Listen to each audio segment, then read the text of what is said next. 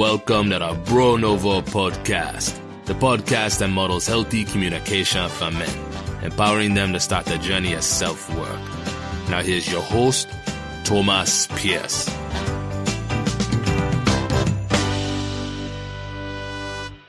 All right, off to the races. Dr. Caparrucci, how you doing? Good morning. I'm doing well, Thomas. I hope everything's well. I mean, where you are right now today, everything's always beautiful. So for sure, lucky dog here in the Caribbean today. So it was interesting when we were warming up for our conversation. You referenced how the stuff we're going to talk about today, a lot of it stems from men not having deep relationships, and I was grateful because I'm here on a trip with all of my best friends from high school, and we have been practicing kind of deep, vulnerable conversations since then. So it made me think about that and how lucky I am to have a group of friends like that.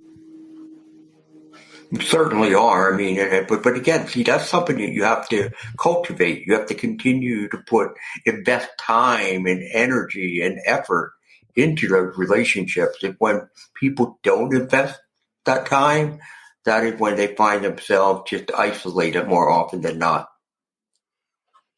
Certainly.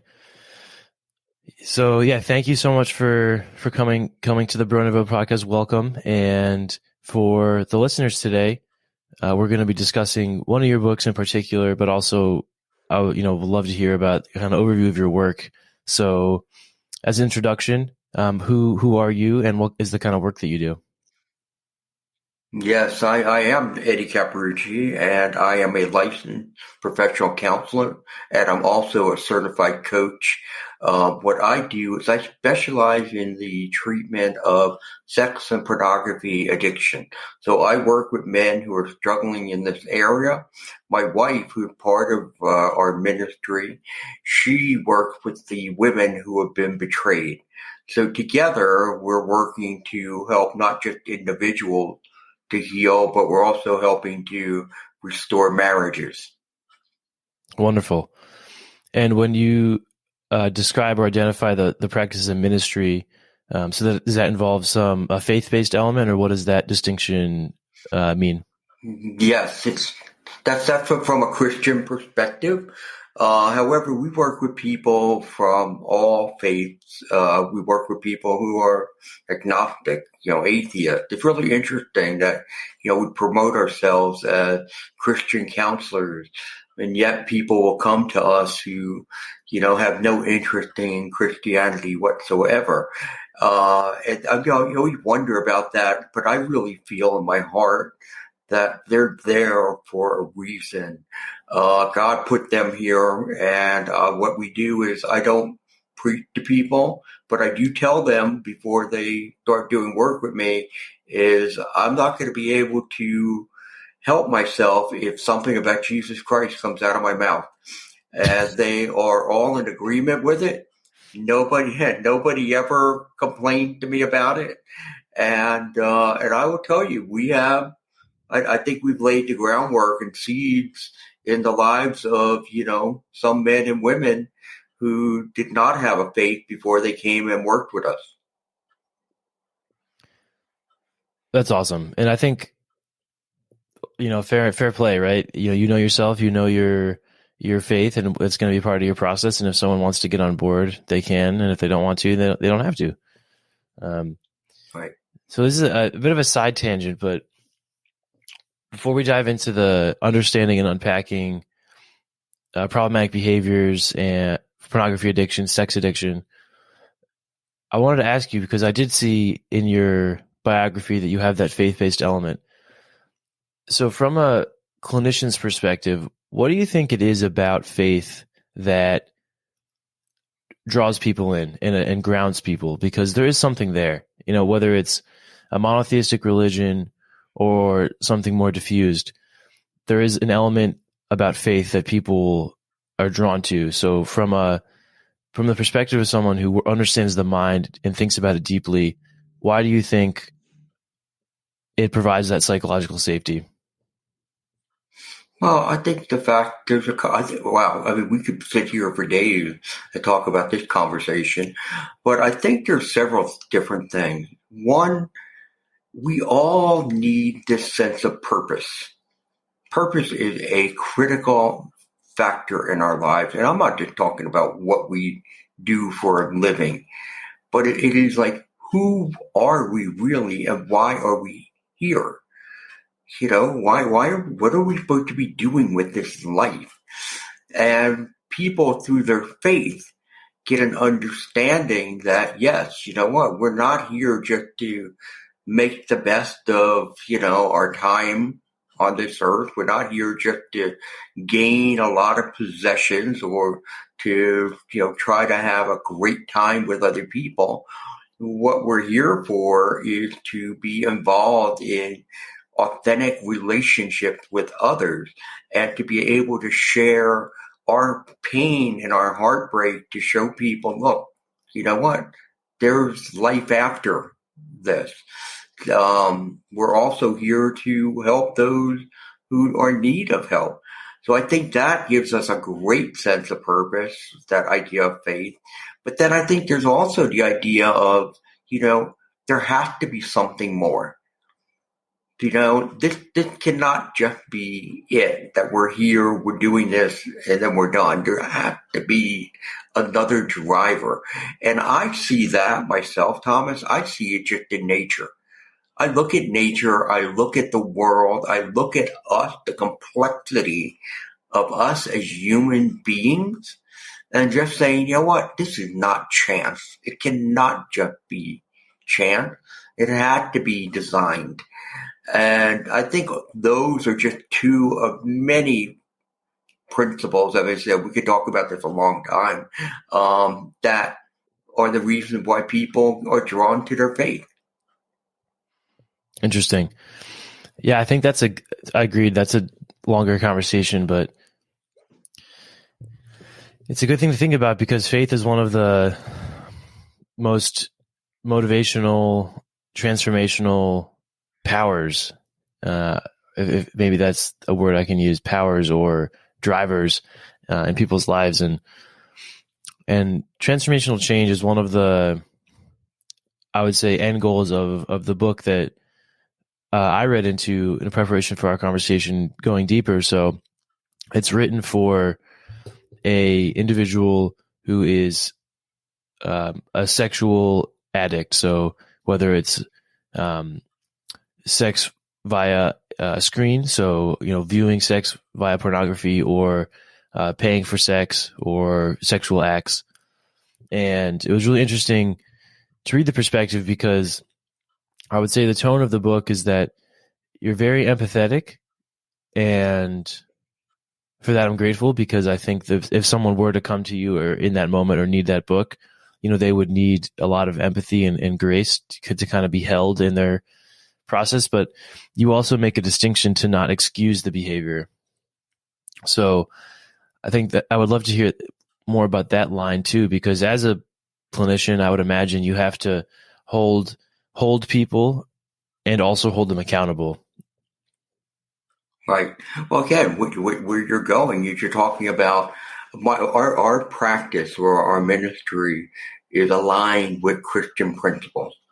So therefore, it is the idea that we're all broken. We're broken.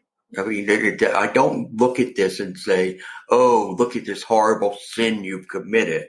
Instead, I look at the idea that something went wrong. And I believe that, when we look at people who are stuck in addiction, and I'm talking about any kind of addiction, there are three core elements that are involved. One is unresolved childhood pain points. Those scars, whether it be trauma or neglect that we've had when we were younger, that we've just pushed away. We just repressed them. Number two, our inability to sit with emotional pain and distress. We just can't sit with this stuff. So therefore, as a coping mechanism, we learn to run away and distract ourselves. And the final component is that people who are caught up in addiction, and again, we're not talking all, but I'm saying a large majority, are those people that I refer to as emotionally undeveloped. They did not get the guidance and the nurturing they were needed in the early stages of childhood development to teach them how to emotionally connect and bond with other people. So all of these factors I look at and I say, okay, that's the person you are today. That doesn't make you a bad person. It makes you a broken person. So that's why we're able to give the grace. If I tell the men that I work with, and I work exclusively with men, I say to them, guys, you know what? If you mess up, you come in and you tell me, I'm not going to get upset. I'm not going to be upset by that. What I will be upset by if I sit there and I say to you, so tell me why you messed up. And you say, I don't know. Then it's like, okay, then that means you're not doing the self-reflection that's required of the inner child model that I use. Because that's what it's all about. It is about self-reflection and to understand and answer the why question. Why do I think, feel, and act the way I do? Because I believe, Thomas, if you can answer that question, you are empowered to make some great transformations in your life. I love it. Okay, let's break those down. So the first one is unresolved experiences or trauma from childhood pain points. Right. Childhood pain points. And in your book, you have 9 built out inner children, which I found really interesting. Yes, those all started out with the 9 reasons why men abuse sex. Over the years of working with men, I've started to see these different rationales for what was going on. And so therefore, I took those 9, and then what happened was, and that's why I would work with them. But then I saw, you know what is the biggest deterrent that prevents somebody from getting healed? And that's shame. It's their shame. Okay, so how do you address the shame? So what I did was I took a concept that it's not my idea. It was something that somebody wrote about 25 years ago. I can't remember the author's name. But what he did was he externalized the addiction. So therefore, the addict was not you. The addict was externalized. Therefore, you'd be able to talk to your addict. You'd be able to try to deal with your addict. So what I did with my 9 reasons was I took them and I put them in the form of inner children. And when I did that, I got the same result that I assumed that author that clinician who originally did this, where guys were like, oh my gosh, I can fix him. I could work with him. I could learn to comfort him and make him better. And it just took a burden off of their shoulders that there's something wrong with them. Because see, that sits at the heart of everyone, again, who has addiction. There's something wrong with me. You know what? I'm bad. I'm defective. I don't measure up. And none of that is true. What's true is the fact that you have scars that you never took the time to deal with, or you're afraid because nobody taught you how to deal with those. And so therefore you run to a place that provide an opportunity to just forget, to distract and forget from whatever that emotional distress is. And I think that information, that knowledge is what has so much potential to change people's lives. To understand that there are things that happened to us as kids that need processing and need understanding. And once you do start to do that work, you can take control of your life actually and not be so reactive. And I think I was struck by that in reading because I was listening to a guru recently who was talking about being less reactive in life and not just being pinballed around by all these events and actually instead being proactive or at least not being as influenced by triggers.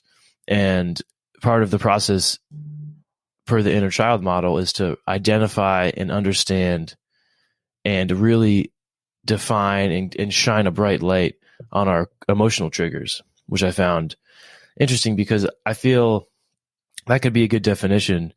What is an emotional trigger? Because that word has kind of been brought out into the public sphere via political discussions and arguments. But from an internal perspective, what does that really mean? Like, what is an emotional trigger? The emotional trigger is an emotion that is activated in a negative way to cause us to feel an increased level of anxiety.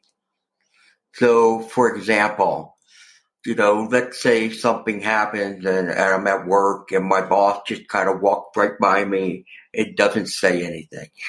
Again, a minor thing. But if I grew up in an environment where I always felt I was, left out, nobody seemed to care, nobody chased me when I was a kid, I often felt very dismissed.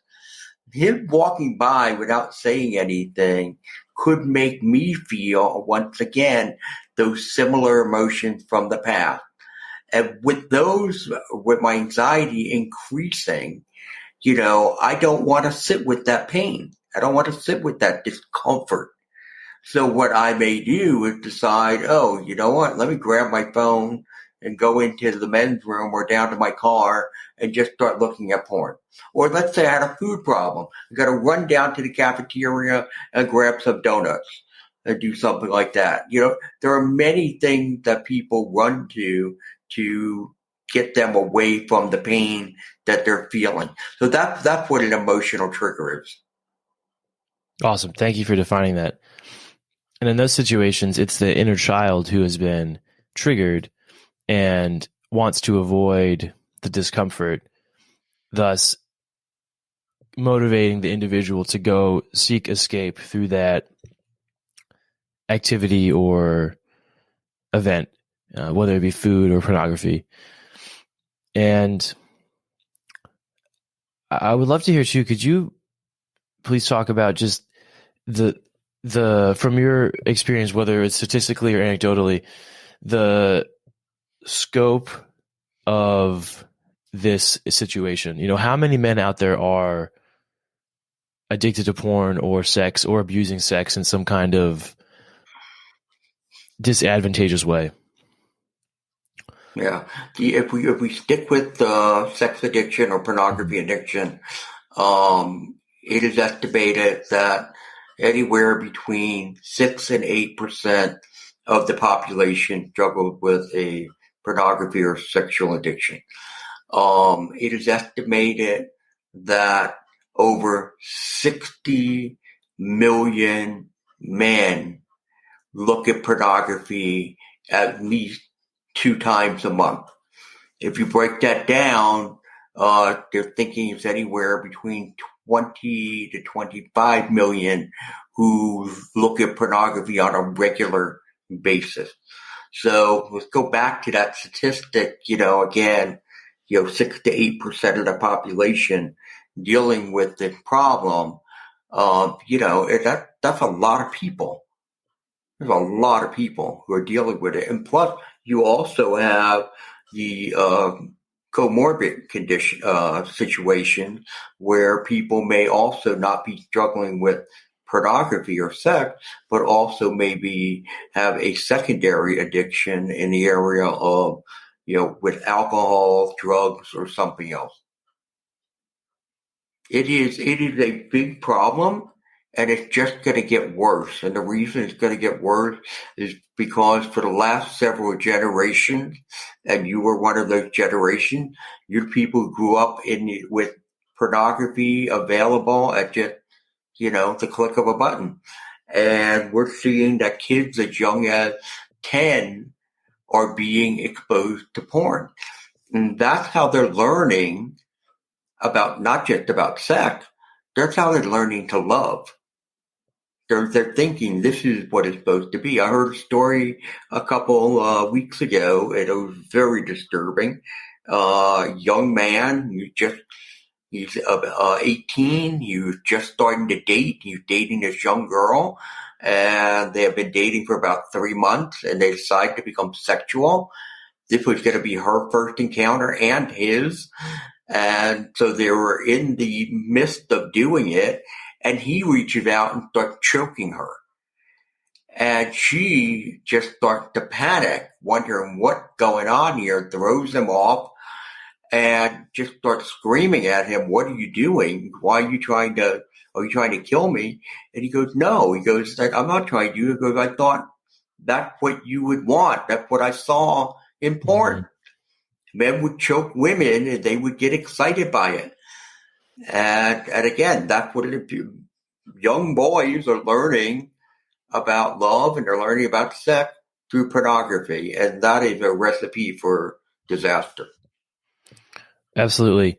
And that's why we're talking about it, right? Because I want to shine a light on this to, one, inform, but also to let people know that it's okay and you're not alone if you are experiencing this. What is an argument? But I mean, I would say, yeah, from your perspective, Doctor, an argument against sex, because you're right. I grew up in a generation, or not sex, pornography. I grew up in a generation where it was very common. If you had internet access as a teenage boy, porn was available. Everyone knew about it. So let's say there's an adult out there who has never, an adult man who has never considered why it's a bad thing or why they should avoid it. What would your argument be, or information you would like to share with them regarding that? Well, again, Thomas, we picked a topic that I could sit here for 3 hours and talk to you about. Very good. The thing is this, that there are many. And let me put this one out there first.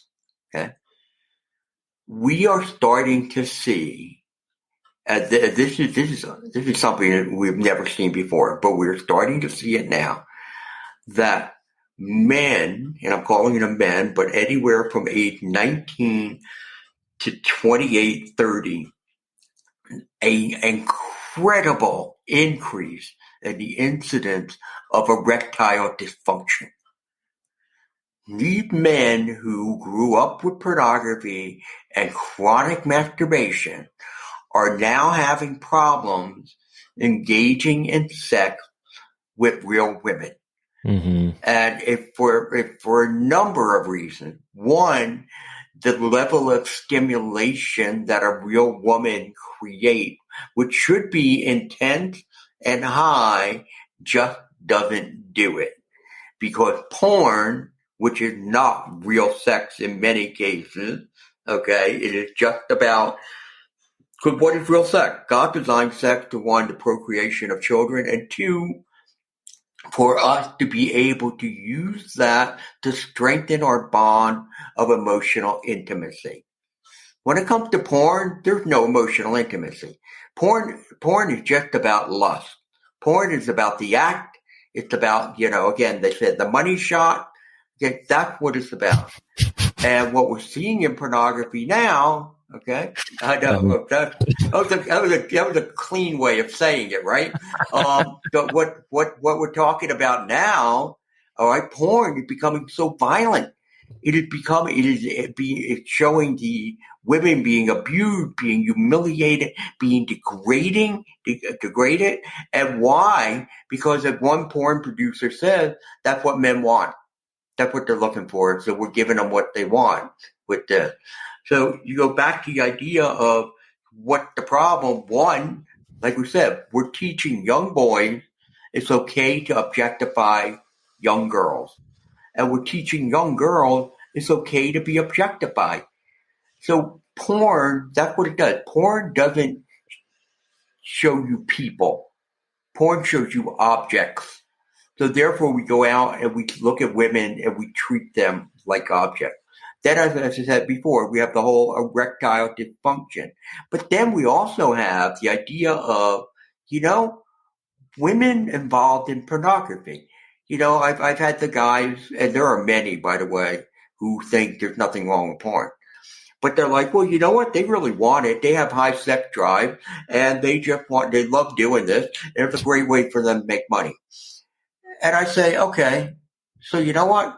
Answer this question for me. Simple question. Answer it. Tell me about the time you met that 12-year-old girl, and you said to her, so what do you want to do when you grow up?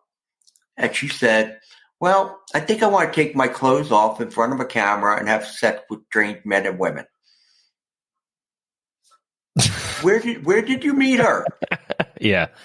Now, Thomas, I guess you haven't, because you're like sitting there and shaking your head. I mean, nobody has met this girl yet that I have talked about. However, I'll tell you this. I bet there are some girls out there who could say that. But you know what? Someone or someone have hurt that little girl very, very badly. And she has no sense of self. She has no sense of respect. All she thinks of herself is as an object, something to be used. That's the problem with porn. Well said. Yeah. I mean, we can't know everyone's motivation for doing it, but certainly I think it's a fair assumption that, if someone is especially young and has that, conception of themselves, then yeah, they've been kind of manipulated, or, their emotional child has been hurt in some way. Yeah. Thomas, go. And if you get a chance, and Google and read about former porn actresses or whatever they call themselves. Go and read their stories. There are literally thousands of them out there. And there's none of them that are good. None of them.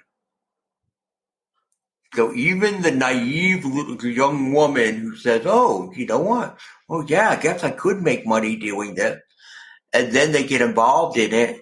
And then what they're told the sexual act they need to do is not what they're going to engage in.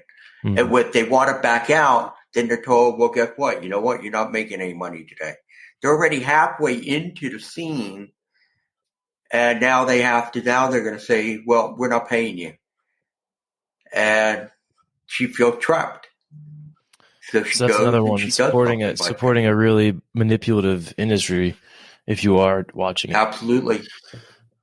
Okay, so the second identifier the first one was being the emotional pain that's from childhood. Right. And then what were the other two? Yeah, the second one was the inability to sit with emotional discomfort. Yes. So, and then the last one is the emotionally undeveloped person. So if you look at the one about the emotion with the inability to sit with emotional pain, we're supposed to be taught at a young age, and this is what they actually tie in together. We're supposed to be taught at a young age how to become emotionally connected and bonded with others. When that doesn't happen, that is when we become emotionally undeveloped. So therefore, this idea of sitting with emotional distress. So let's say you're a young kid and you're the friend next door, your neighbor next door, took your Nerf gun and broke it. And you come home and you're crying to your mother and your father, and it's like, oh, Bobby took my Nerf gun, he broke it, and I can't believe he broke it. And your father, you're looking for comfort. That's what you're looking for. But instead, your father's like, what did I tell you about lending your toys to somebody else? What the heck is wrong with you? Are you stupid? I told you not to do that, and now you did it. Well, guess what? Now you're going to have to live with the consequences of it. You know what? If you're going to be that big of an idiot, go to your room. So now you have this emotional distress, the original one, which is somebody broke your toy. And now you're sitting with more pain. And that pain is that it's my fault, that I'm stupid, I can't do anything right. So a kid sitting with all of this distress, he's like, what do I do with this? And children can't sit with high levels of distress because that anxiety is ultimately going to turn into depression, because anxiety and depression are cousins. So what the kid does, not having a lot of worldly experiences and being more emotionally based in his thinking than being cognitively based, he comes up with one solution, the one solution of what to do with this pain. And it is an amazing solution that this kid comes up with.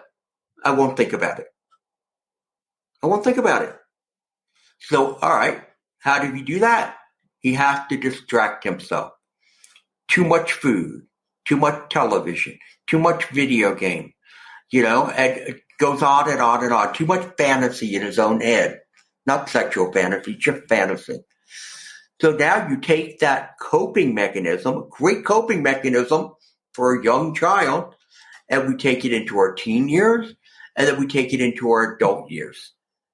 So therefore, now the pain, I never sit with my pain. Instead, I go and I medicate it through something that will help me feel better. So that's number 2. And the last one we talked about was the fact of the emotionally undeveloped person. So now let's go back to those early stages of childhood. In those stages, okay, I am supposed to be taught by my parents, okay, on different things that will help me to be emotionally mature. For example, trust. I should learn how to trust. Well, what does that look like? That means that I can wander away from my mom or my dad, but yet if I look back, I know they're there. So therefore, I can go wander, I can go explore, and not be fearful that I will be left behind. Another one is I've got to learn how to emotionally regulate. I have all these emotions that are coming at me that I'm feeling now as a child. And my parents both to teach me how to sit with those and process them. They're going to teach me how to identify my emotion. What do I really feel? They're going to teach me how to put words to it. This way I'm not just always angry or crying. They're going to instead, let's put words to all of that. They're going to teach me how to be empathetic, how to put myself in somebody else's position to understand where they're coming from. And they're going to teach me how to be attuned, that I can sit and I can say, wow, you know what? Something's off with Susie today. She doesn't seem to be in a great spot. Let me go and talk to her to see how she's doing. So all those things we're supposed to learn, which again allows us to emotionally bond.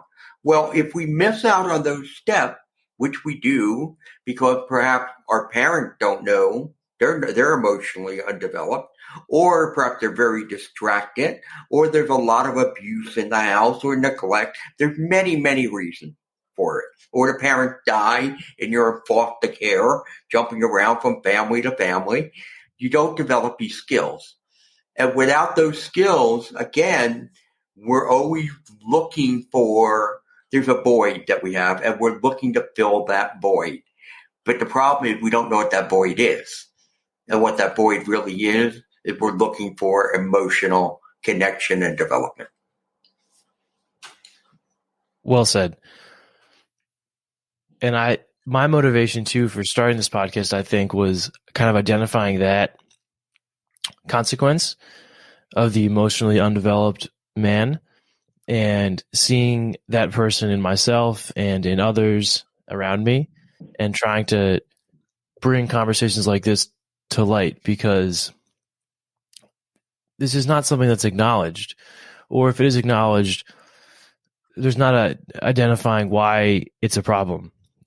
maybe if you took a poll of 10,000 men in the United States, some percentage of them would identify as not sitting with their emotions, or not that they avoid sitting with emotional discomfort, say. But then I don't think many of them would have an understanding of why that's bad, or why they should be motivated to try to change that. If you know what I mean. Right. Most the number one book. contentment. Right. The word that appears in my book most often, and I'm exaggerating though, is oblivious. We're oblivious to it. Yeah. We are. We just think, you know what? You're dating, and when a woman's like, you don't talk. Why don't you talk that much? Why don't you bring up conversation? You don't ask me about things. How come you're not curious about anything? How come you don't be more proactive in demonstrating how much you care? And it's like, I don't know. It's just the way I am. This is me. I'm a nice guy. I just don't, I don't have that muscle that's developed. And it is true, but the problem is we are oblivious. We're oblivious to this. Therefore, we have a low emotional IQ. We lack mindfulness. We're very inwardly focused. These are all things that what I did in the new book, Why Men Struggle to Love, if I found and identified 14 what I call blind spots. These are things that prevent a man from being able to engage in a healthy emotional relationship. A lot of them are very hypersensitive. They're hypersensitive to criticism. They're hypersensitive to rejection. They're hypersensitive to being falsely accused. And so therefore, did you finish the milk? Well, what do you mean? What do you mean? What? No, I didn't finish the milk. Why are you accusing me of finishing the milk? I would have. And it just, they take something so simple, and it just blows out of proportion with all of it. So again, you raise a great point. It is that idea we are oblivious. This is just the way I am. I hate that mindset. Literally makes my blood boil. I hope all men do. And that's what I love about your podcast, because your podcast lines up exactly with the book, Why Men Struggle to Love. You're looking to provide education and guidance about how men can transform themselves. Again, what are you really talking about? You're talking about that path of sanctification, becoming more Christ-like. That's what you're really talking about. And ultimately, that's what this book is. This book is sitting here and explain, one, this is why you are the way you are. Two, these are the things that need to be done. These 14 blind spot things you have to work on to soften, to lower or desensitize them, so that you can be more engaging with people. But more importantly than that, Thomas, is so that you can transform your heart and you can stop existing and you can start living. Get it, Doc. I love it. Also, just to clarify, I listen to a bunch of rugby podcasts, and one of them, they always laugh about when people say literally or literally. So it does not literally make my blood boil, as I said. It metaphorically makes my blood boil.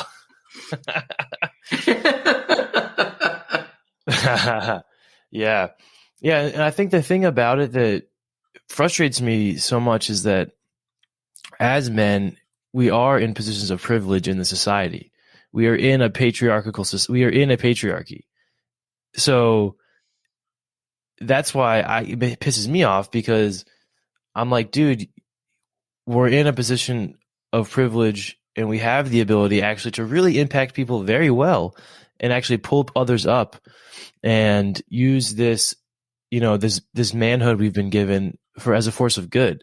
But instead, someone's going to let themselves this abjectly accept being unaware and casually hurting people, or having a wife who is an amazing, loving, intuitive, beautiful person who is just kind of not treated well, or you know what I mean, isn't made to feel special, or kids, for example, who could have had this beautiful upbringing where they're taught to be intuitive and emotional, but instead, they live in fear of being yelled at, or worse. So, Right.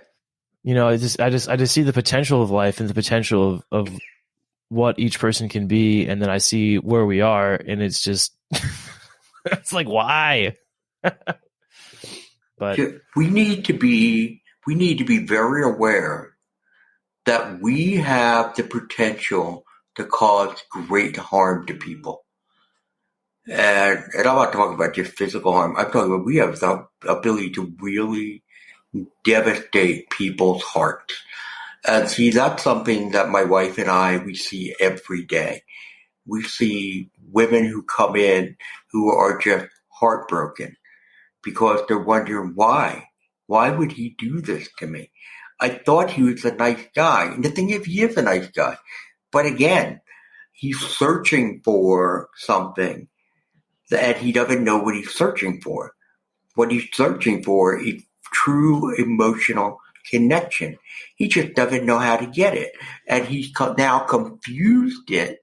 He confused emotional intimacy with physical intimacy.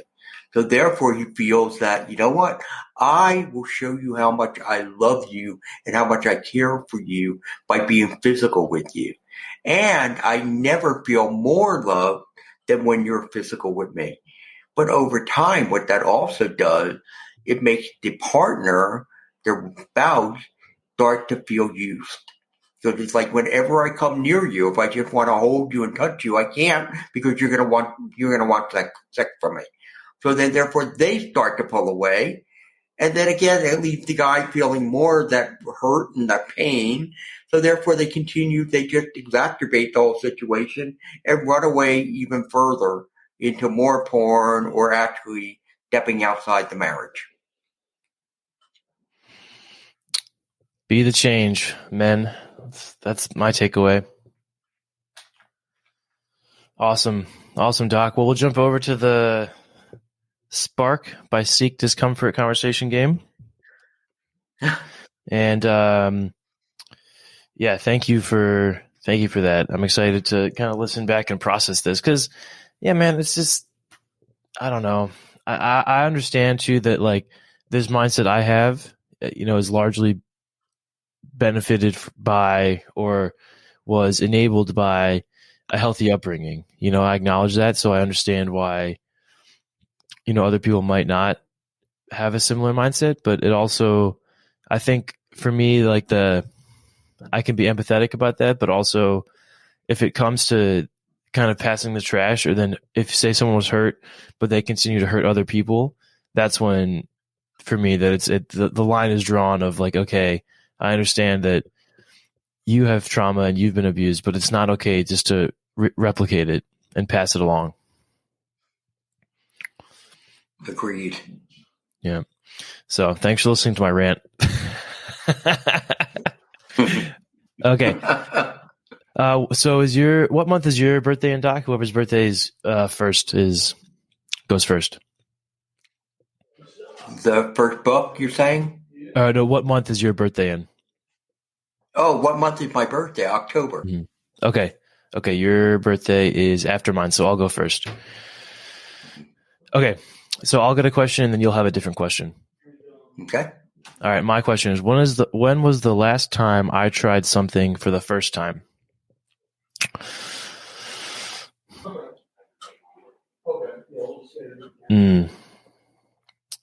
feel like I try new stuff all the time. I made mussels for the first time recently. Oh, well, I love mussels. Oh, it was so easy. It was delicious and a very simple meal to cook. And yes, it is. Yeah, I'm here in St. Martin, and I've been ripping around on a moped with Kendall, my girlfriend. So that's been good. I guess that's new. Okay, here's your question. It's on the screen. Okay, here's my question. Yep. I can't. Oh, let's see. Name something you cannot live without. Oh, wow, what can I live with? I cannot live. I cannot live without being able to connect, love, worship, and be in relationship with my Lord and Savior. I can't live without that. First I'll just say my wife. I can't live without my wife. But you know what? If I said how much I would hate to even think about that, if anything were to happen to her, I could go on. But if God were to somehow depart from me, which I know He never would, but if He did, that would be just crushing. Absolutely crushing. See, I've never thought of that before. I never thought what it would be like if you had to, that God just withdrew from you. But yeah, that's my answer. Wonderful. Thank you for sharing. And thank you for a wonderful conversation. I hope that folks listened and learned and opened their minds and hearts to why it's important to process the emotional baggage of childhood and also of the child, and also to think about why it matters, why this is important, to not go around hurting people and to be a little more self-aware. It's self-reflection. It's all about self-reflection. Continue on that pathway to understand why. Why do I think, feel, and act the way I do? Think, feel, and act the way I do. Awesome. And where can folks find your books if they're interested? They're available exclusively on Amazon. Going Deeper, How the Inner Child Impacts Your Sexual Addiction. And as you said, and so many other people do, that it is not just about sexual addiction. It could be just how the inner child impacts your life. And then the other book, the new book, is Why Men Struggle to Love, Overcoming Relational Blind Spots. As I said, they're both available exclusively at Amazon. Wonderful. Awesome. Well, Doctor, thank you so much for your time. It was an absolute pleasure to chat with you this morning. And yeah, good luck with the work you're doing, and keep it up. I'm sure you're helping a lot of people, so thank you for that. Well, thank you for the time, Thomas. I really appreciate it. For sure.